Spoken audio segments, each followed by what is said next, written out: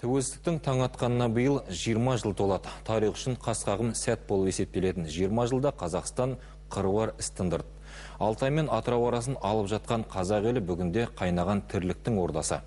Жасампаз ұлттың 20 жылдағы жетістіктерін көрерменге жеткізу мақсатында ұлттық арна жасаған, еліміздің 14 облысын қамтыған Қазақстан менің елім жобасы наурыздың 14-нен бастап 14 күн бойы эфирде.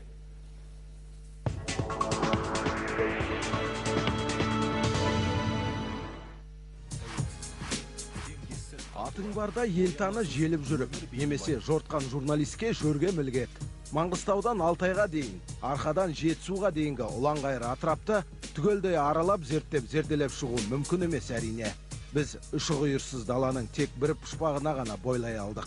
Бірақ сол пұшпақтың өзі журналистің бірнеше жылдық қалам сілтесіне азық болуға лайық. Түгін тартсаң май шығатын қазақ жерінің әрбір қиыры асты да үсті де толған байлық. Сол байлық қазір игеріліп, ел қажетіне икемделіп, игілікке жарай бастап. Соған көз жеткіздік сапарда. Түсіру тобының табан тіреген кезекті өңірі оңтүстік Қазақстан облысы. Қазақстан менің елім хабары Ақтөбе облысында. Шығыс Қазақстан облысы қысқы спорт түрлері кеңінен дамыған өлке.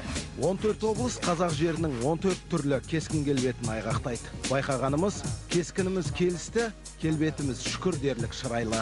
Қазақтың қай қаласында болмасын, жанданған тіршіліктің лебі есет.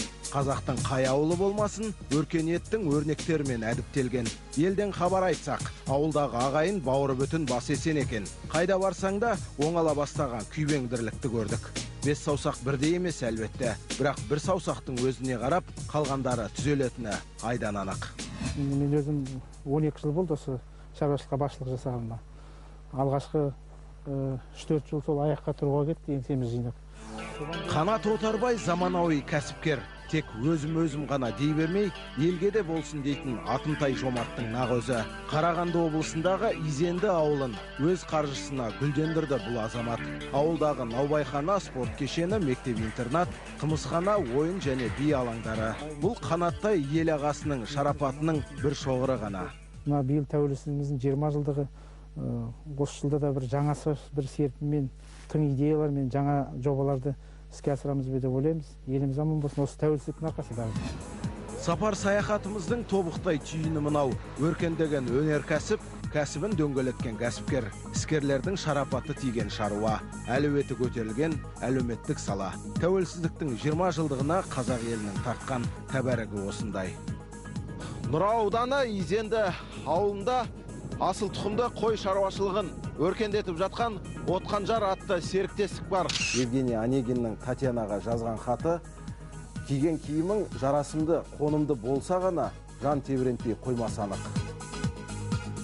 Ал Сері Біржанның Ләйлім Шыраққа арнаған махаббат назы да бірден көңілден шығып, мыңдаған жүректерге жол тартады.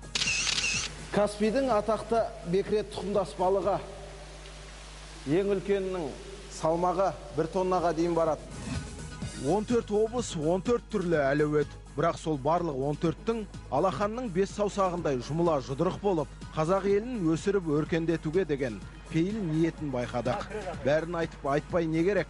Ертең дүйсенбіден бастап көріңіздер. Ұлттық арнада Әуесбайдың қанатымен бірге Қазақстан менің елім хабары. Есен саулықта жүздескенше.